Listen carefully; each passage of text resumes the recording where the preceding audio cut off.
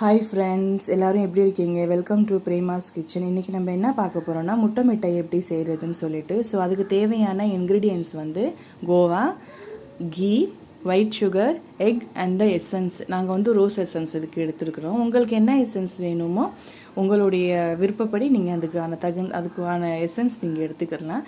First பேனை heat பண்ணிவிட்டு அதில் கோவா போட்டுக்கோங்க. கோவா போட்டு சர்க்கரை ரெண்டையும் நல்லா ஸ்மூத் பேஸ்ட் வர அளவுக்கு நல்லா மிக்ஸ் பண்ணுங்கள்.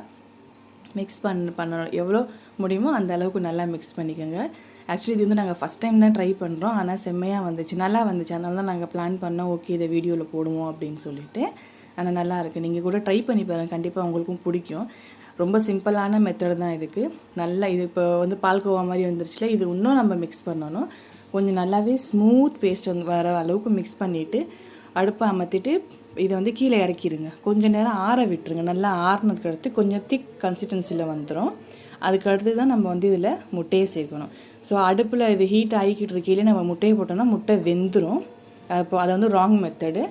அமர்த்திட்டு இதை வந்து நல்லா ஆற விட்டுருங்க. ஒரு 10 to 20 மினிட்ஸ் ஆற விட்டதுக்கு அடுத்து பேனை இறக்கி வச்சுட்டு முட்டையை போடுங்க. முட்டை உங்களுக்கு வேணால் டேரெக்டாகவும் நீங்கள் போட்டுக்கலாம், இல்லை உடச்சி ஒரு பவுலில் வச்சு ஒயிட்டையும் எல்லோவையும் நல்லா பீட் பண்ணிவிட்டு கூட சேர்த்துக்கலாம்.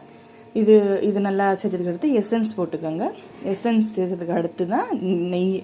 ஃபஸ்ட்டு வந்து பேனை ஹீட் பண்ணிவிட்டு கோவாவையும் சர்க்கரையும் நல்லா நம்ம மிக்ஸ் பண்ணணும். அதில் மிக்ஸ் ஆனதுக்கடுத்து ஸ்மூத் பேஸ்ட்டுக்கு அடுத்து தான் நம்ம முட்டை, கீ, அப்புறம் எசன்ஸ் இது மூணையும் நம்ம மிக்ஸ் பண்ணும் போது இந்த பேஸ்ட் வந்து ஆறி இருக்கணும். கீழே இறக்கி வச்சு நல்லா ஆற வச்சதுக்கு அடுத்து தான் நம்ம இந்த மூணையும் ஊற்றி அதில் நம்ம சேர்க்கணும். சேர்த்ததுக்கு அடுத்து டின் எடுத்து அதில் வந்து நெய் தடவிக்கோங்க. தடவிட்டு இந்த ஸ்மூத் பேஸ்ட்டை அதில் ஊற்றிடுங்க. ஊற்றிட்டு நல்லா செட்டில்ட் ஆயிரும். அதுக்கடுத்து நீங்கள் ஓவனில் வச்சு எடுத்திங்கன்னா வெந்து வந்துடும். சூப்பராக இருக்கும். இது நல்லா இருந்துச்சு, ட்ரை பண்ணி பாருங்கள், பசங்களுக்கும் பிடிக்கும். நல்லா இருந்துச்சு. ஸோ ஹோப் உங்களுக்கு இந்த வீடியோ கண்டிப்பாக பிடிக்கும். ரொம்ப சிம்பிளான மெத்தடில் தான் நாங்கள் பண்ணியிருக்கோம். பாருங்கள், செஞ்சு பாருங்கள், உங்கள் வீட்டில் என்ஜாய் பண்ணுங்கள், எக்ஸ்பீரியன்ஸை ஷேர் பண்ணுங்கள். எங்களை ஃபாலோ பண்ண மறக்காதீங்க. ஏன்னா நாங்களும் இப்போ தான் புதுசாக யூடியூப் சேனல் ஆரம்பிச்சிருக்கோம். ஸோ எங்களுக்கும் எங்களோட சப்போர்ட்டும் வேணும்.